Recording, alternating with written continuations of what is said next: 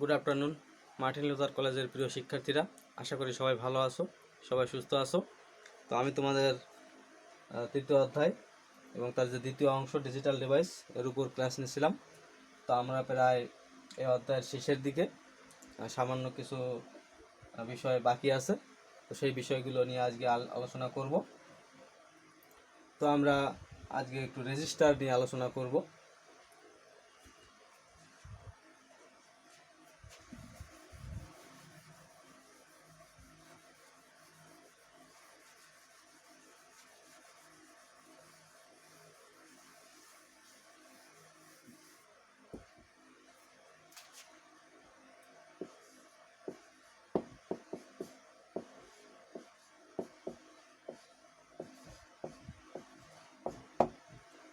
Register, তো register হচ্ছে যে একগুচ্ছ ফ্লিপ ফ্লপ এর সমন্বয়ে এই রেজিস্টার তৈরি হয়, যা সাময়িকভাবে ডেটা সংরক্ষণ করে রাখতে পারে।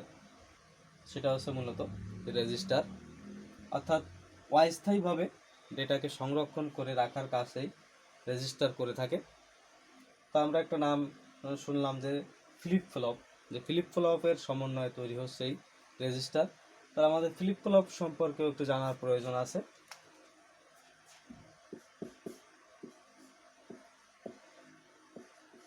ফ্লিপ ফ্লপ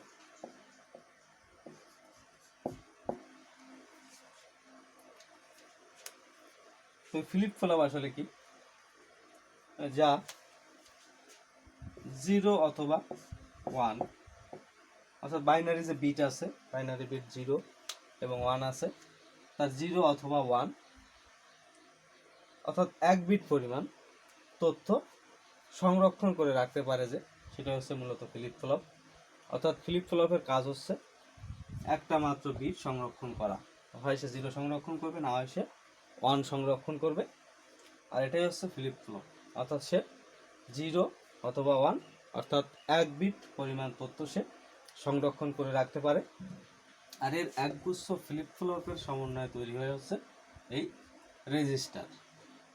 তো আমরা বিভিন্ন প্রকার রেজিস্টার দেখতে পাই, অর্থাৎ আমরা রেজিস্টারের বিভিন্ন প্রকারভেদ দেখব, এবং তোমাদের বইতে অথবা সবগুলো নেই, দু একটা রেজিস্টার নিয়ে আমি আলোচনা করব।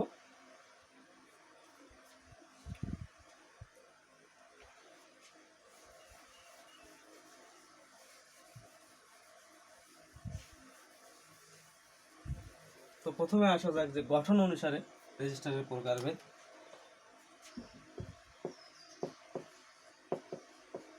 গঠন অনুসারে রেজিস্টার,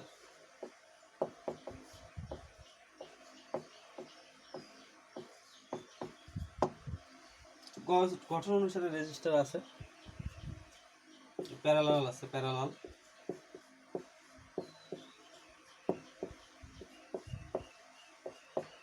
প্যারালাল লোড রেজিস্টার,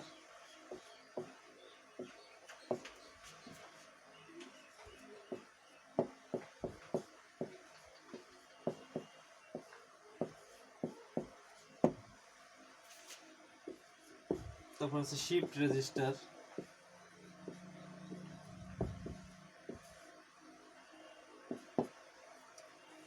এছাড়াও কাজের প্রকৃতি অনুসারে আরো বিভিন্ন প্রকার রেজিস্টার আছে, যেমন কাজের প্রকৃতি অনুসারে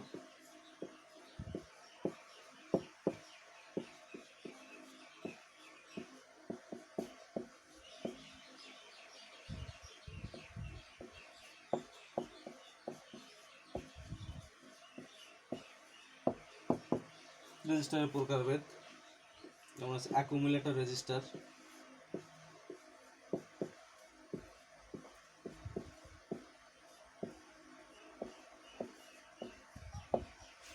অ্যাকুমুলেটর রেজিস্টার, তারপর আছে সাধারণ রেজিস্টার,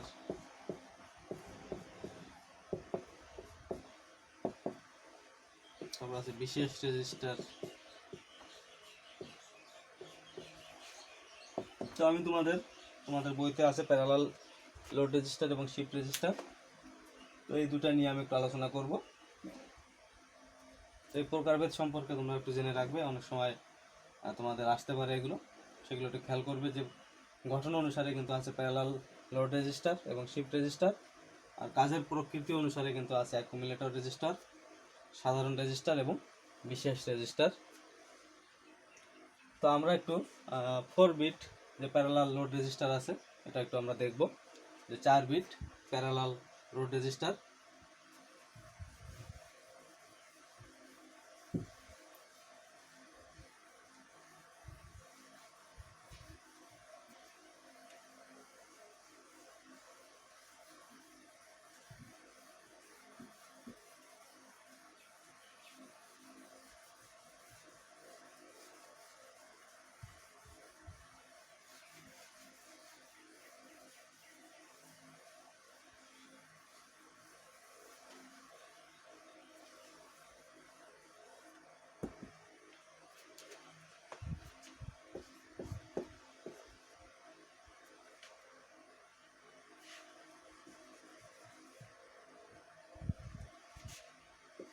চার bit parallel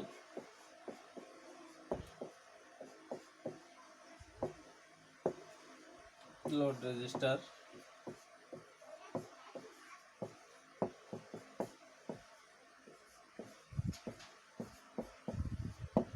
4 bit parallel register load register. তো এটি মূলত 4 বিট পরিমাণ তথ্য সংরক্ষণ করে রাখতে পারে এবং এতে ক্লক পালস, একটি কমন ক্লক পালস দেওয়া থাকে এবং কমন ক্লক পালস যদি ট্রান্সফার করা হয়, সেখানে যদি ইনপুট ট্রান্সফার করা হয় ক্লক পালস, তাহলে এই লোড রেজিস্টারে তথ্য সংরক্ষণ হওয়া শুরু হয়। এবং এই 4 বিট প্যারালাল লোড রেজিস্টারে 4টি ইনপুট থাকে এবং 4টি আউটপুট থাকে। তো আমরা একটা চিত্র দেখব যে 4 বিট প্যারালাল লোড রেজিস্টার আসলে দেখতে কীরকমের, সেটা আসলে তার ইনপুট সংখ্যা কীরকম থাকে, আউটপুট সংখ্যা কীরকম থাকে এবং তার কার্যক্রম কখন শুরু হয়। তো সেটা আমরা একটু দেখব যে একটা 4 বিট প্যারালাল লোড রেজিস্টার। তো আমরা জানি যে রেজিস্টার মূলত ফ্লিপ ফ্লপের সমন্বয়ে তৈরি হয়। তো এখানে আমাদের একটা ডি ফ্লিপ ফ্লপ লাগবে। বিভিন্ন প্রকার ফ্লিপ ফ্লপ আছে, ডি ফ্লিপ ফ্লপ আছে, জে কে ফ্লিপ ফ্লপ আছে, এসআর ফ্লিপ ফ্লপ আছে, টি ফ্লিপ ফ্লপ আছে। তো 4 বিট প্যারালাল লোড রেজিস্টারের জন্য আমাদের লাগবে যে ডি ফ্লিপ ফ্লপ। তো আমরা যেহেতু 4টি বিট প্যারালাল লোড রেজিস্টার সম্পন্ন করছি, তাই আমাদের 4টি ফ্লিপ ফ্লপ লাগবে এবং 4টি ডি ফ্লিপ ফ্লপ আমরা নিব। তো প্রথমে আমরা একটা ফ্লিপ ফ্লপ তৈরি করতেছি।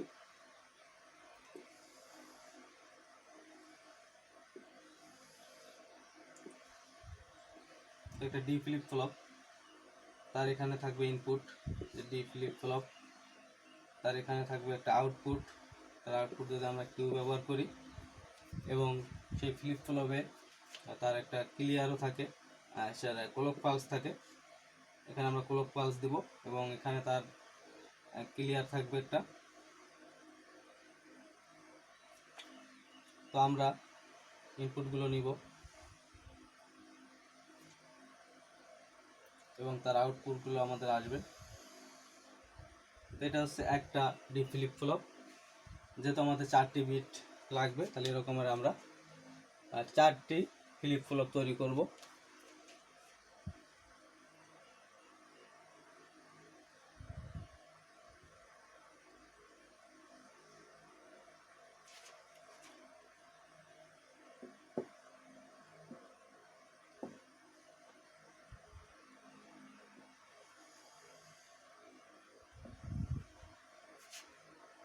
তো আমাদের ছোট বোর্ড, তাই এটা ছোট করে নিচ্ছি আমি, নাহলে আমরা 4টি নিতে পারবো না।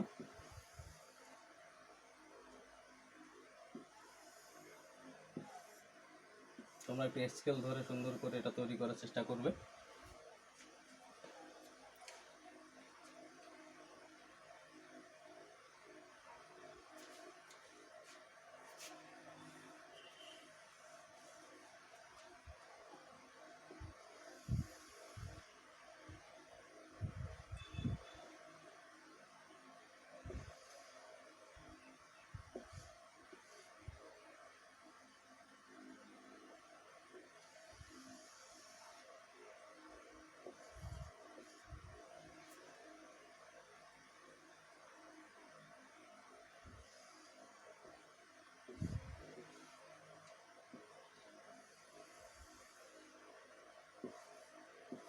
হচ্ছে কিউ,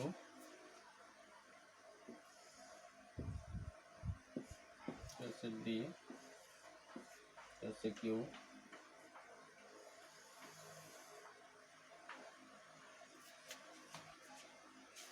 এবং একটা কমন ক্লক পালস আমি এখান থেকে নিয়ে সবগুলোতেই ব্যবহার করব। একটা কমন ক্লক পালস আমি ব্যবহার করব।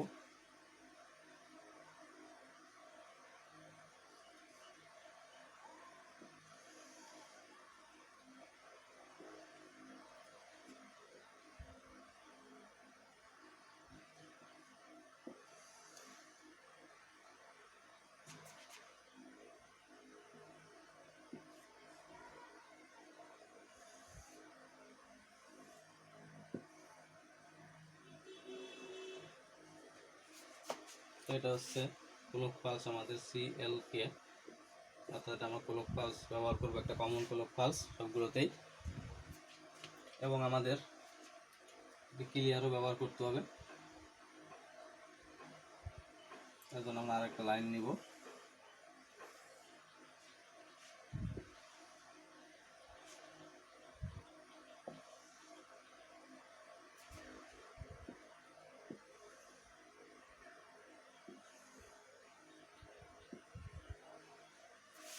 এটা আছে আমাদের ক্লিয়ার CLR।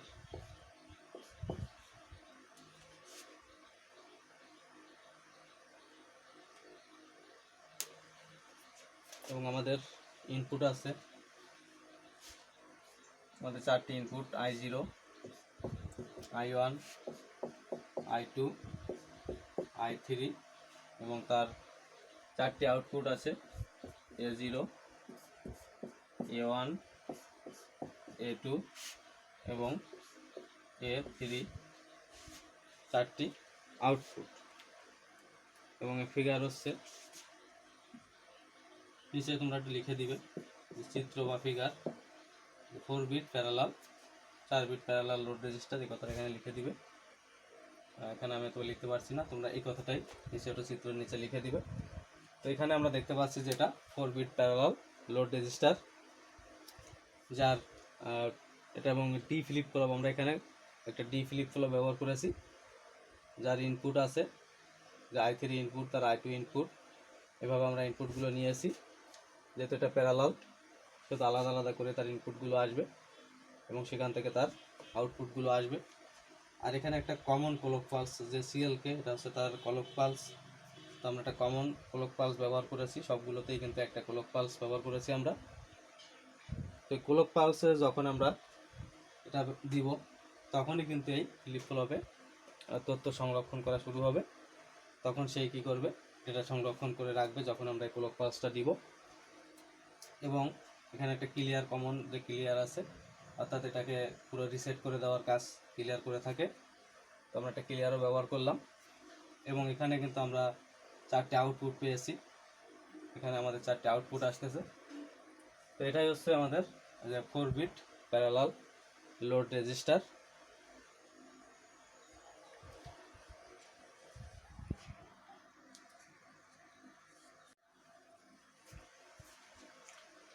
তো আমরা 4 বিট প্যারালাল লোড রেজিস্টার দেখলাম। তো এখন আমরা শিফট রেজিস্টার দেখব এবং 4 বিট শিফট রেজিস্টার দেখব।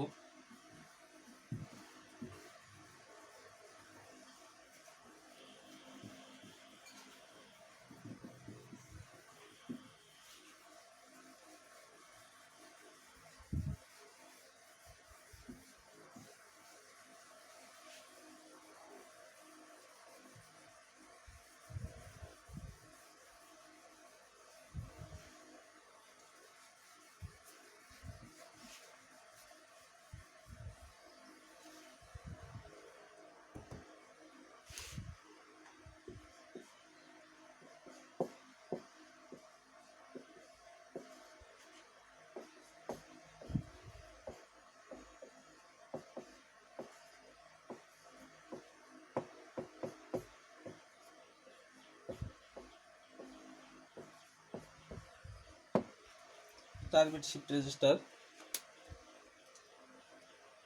তো এটাকে শিফট রেজিস্টার বলার কারণ হচ্ছে যে ফ্লিপ ফ্লপগুলো যে বাইনারি বিট ধারণ করবে, যে বাইনারি বিটগুলো তারা সংরক্ষণ করবে। তো এর সাথে সাথে শিফট রেজিস্টারগুলো এই ডেটাকে তো বাম দিকে বা ডান দিকে এরা শিফট করতে পারে। তো এটাই হচ্ছে মূলত শিফট রেজিস্টারের কাজ, সে যে তার বামে অথবা ডানে সেই বিটকে শিফট করতে পারবে।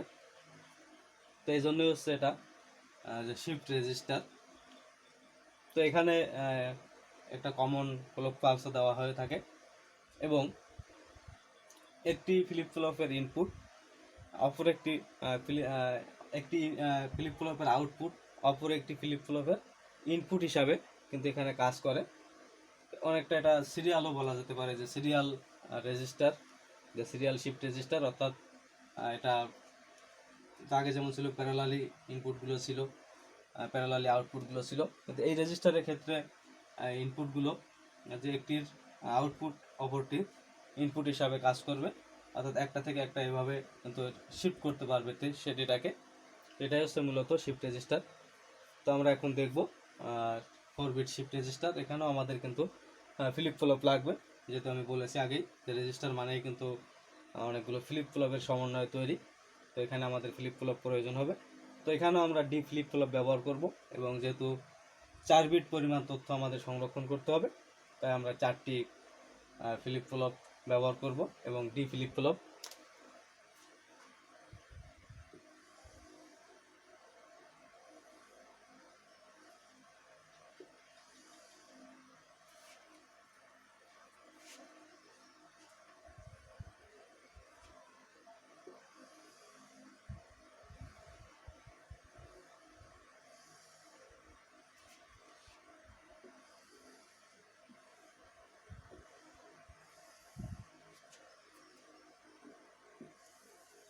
তোমরা স্কেল দিয়ে সুন্দর করে এটা তৈরি করার চেষ্টা করবে। আমাদের ফ্লিপ ফ্লপ কিন্তু ডি ফ্লিপ ফ্লপ। তাহলে এখানে তার ইনপুট থাকবে, তাহলে এটা সিরিয়াল ইনপুট,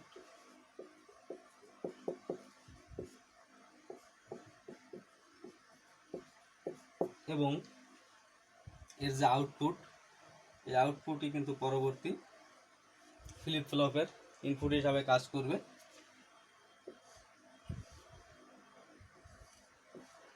তেমনিভাবে এর আউটপুটও এটার ইনপুট হিসাবে কাজ করবে।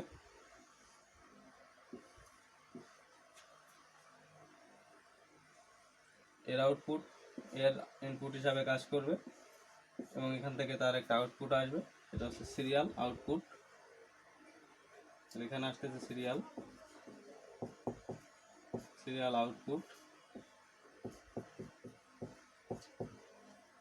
আউটপুট সিরিয়াল আউটপুট, এবং এটা কমন ক্লক পালস এটাতে ব্যবহার করা হবে।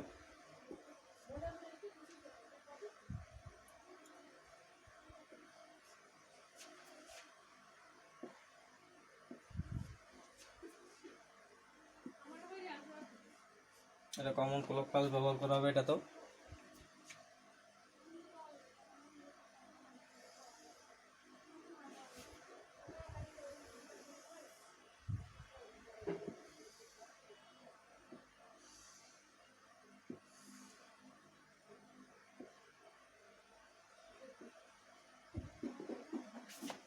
সিএলকে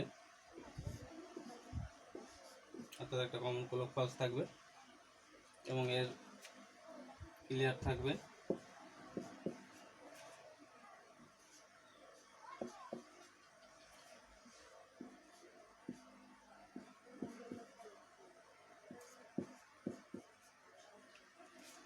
তো নিচের চিত্রটা তোমরা একটু লিখে দিবে যে ফিগার 4 বিট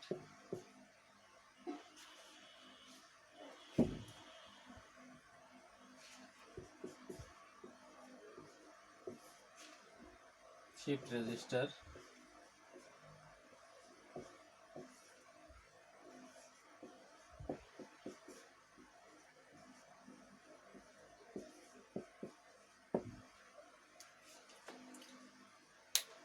তো এটা হচ্ছে 4 বিট শিফট রেজিস্টার, যে আমরা কিন্তু 4টি রেজিস্টার ব্যবহার করেছি, যার যে ইনপুটগুলো আছে যে প্রথম আছে সিরিয়াল ইনপুট, তো এর যে আউটপুট আছে পরবর্তী ফ্লিপ ফ্লপের কিন্তু সেটা ইনপুট হিসাবে কাজ করেছে। সবগুলোই কিন্তু একই রকম, এবং এখানেও কিন্তু একটা কমন ক্লক পালস দেওয়া আছে। এবং এই শিফট রেজিস্টারে কিন্তু ডেটা সে বাম দিকে বা ডান দিকে কিন্তু সে শিফট করতে পারে, দুই দিকে কিন্তু সে শিফট করতে পারবে। এই কারণে কিন্তু এটাকে বলা হচ্ছে শিফট রেজিস্টার। তো আমরা দুই প্রকার রেজিস্টার দেখলাম। তো তোমাদের বইতে যেগুলো আছে যে parallel register, parallel 4 bit parallel load register এবং 4 বিট শিফট রেজিস্টার, এই দুটো সম্পর্কে আলোচনা করলাম। তো এখন তোমাদের এই অধ্যায়ে আর একটু সামান্য একটু অংশ বাকি আছে, সেটা আমি শেষ করে দিব। তোমাদের কাউন্টার আছে, কাউন্টার সম্পর্কে একটু জানতে হবে। এখন আমরা একটু কাউন্টার নিয়ে আলোচনা করব।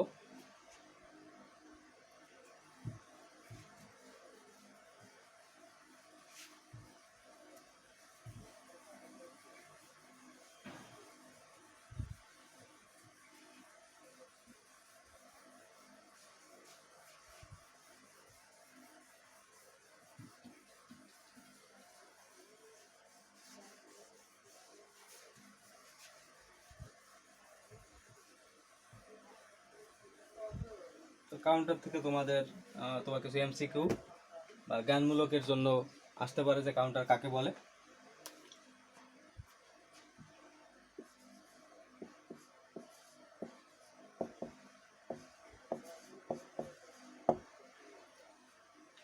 তো কাউন্টার হচ্ছে ফ্লিপ ফ্লপ এবং লজিক গেট দ্বারা তৈরি, এবং সেই ফ্লিপ ফ্লপ বা লজিক গেটে যে ইনপুট পালস দেওয়া হয়, সেই ইনপুট পালসের সংখ্যা হচ্ছে মূলত গণনা করতে পারে। অর্থাৎ যা ফ্লিপ ফ্লপে প্রদানকৃত ইনপুট যে পালস আছে সেই পালসের সংখ্যা গণনা করতে পারে, সেটাকেই মূলত বলা হয় কাউন্টার। অর্থাৎ কাউন্টারের যে গণনা করতে পারবে সেই গণনা সেটাকে বলা হচ্ছে, যদি একটা এন বিট যে রেজিস্টার হয়ে থাকে তাহলে সে এন বিট ফ্লিপ ফ্লপ হয়ে থাকে তাহলে সে কতটুকু গণনা করবে, সেটা হচ্ছে তার গণনার সংখ্যা হচ্ছে 0 থেকে সে গুনবে 2n-1 পর্যন্ত সে গুনতে পারে। আর এটাকে তার মোড নাম্বার বা মডুলও বলা হয়ে থাকে, যে একটা কাউন্টারের মডিউল বা মোড নাম্বার কত, সেটা হচ্ছে 0 থেকে 2n-1। অর্থাৎ যদি যদি ফ্লিপ ফ্লপের সংখ্যা হয় 4, যে 4 বিট ফ্লিপ ফ্লপ যদি হয় তাহলে সে কতটুকু পর্যন্ত গণনা করবে। অর্থাৎ এন বিট হলে হচ্ছে 0 থেকে 2n-1, আর যদি 4 বিট হয়ে থাকে তাহলে আসলে কীভাবে গণনা করবে, তাহলে সে গণনা করবে 0 থেকে 2^4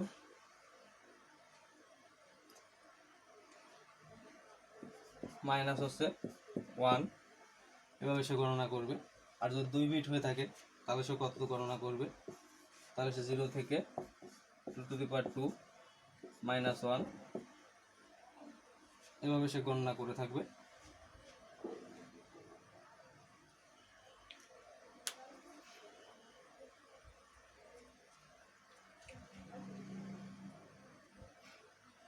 এটা হচ্ছে যে কাউন্টার। তো আমরা এই অধ্যায় কিন্তু সম্পন্ন করে ফেলেছি। যে তোমাদের তৃতীয় অধ্যায়, প্রথমে আমরা সংখ্যা পদ্ধতি সম্পর্কে জেনেছি, এবং সর্বশেষে আমরা ডিজিটাল ডিভাইস যে দ্বিতীয় অংশ এটা আমরা সম্পন্ন করেছি। তো আমরা কিন্তু তৃতীয় অধ্যায় পুরোটাই শেষ করে ফেলেছি।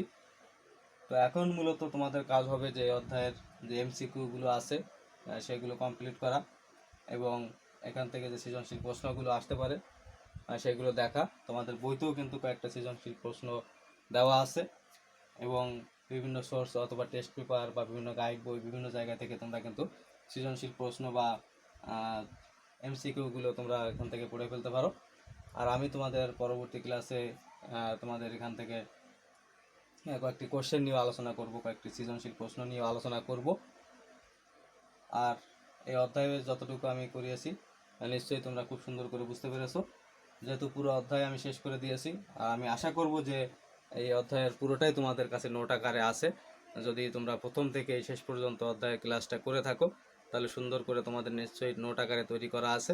কারণ আমি বারবারই তোমাদের বলি যে তোমরা যেটা পড়বে, যেটা দেখবে সেটা অবশ্যই নোট আকারে তৈরি করে রাখবে। বিশেষ করে আমার এই আইসিটিতে আমি পুরোটাই নোট আকারে তৈরি করতে বলি, কারণ এখানে কিন্তু বেশিরভাগই হচ্ছে ম্যাথমেটিক্স টার্ম, গাণিতিক বিষয় এখানে বেশি আছে। তাই নোট আকারে যদি তোমরা এটা তৈরি করে রাখো তাহলে তোমাদের বুঝতেও সুবিধা হবে, বা পরীক্ষার সময় তোমরা এটা খুব ভালো করে লিখতেও পারবে, বা পরীক্ষার আগে যদি তোমরা এটা দেখো তাহলে খুব ভালোভাবে মনে পড়বে। তোমাদের কিন্তু এটা তাহলে যে গুলিয়ে ফেলবে না, যে বারবার মুখস্থ করা বারবার দেখা এরকমের সমস্যা হবে না। তাই তোমাদের অবশ্যই নোট করা উচিত, এবং আমি বলবো অবশ্যই নোট করবে। তো তোমরা সবাই ভালো থাকবে, সবাই সুস্থ থাকবে।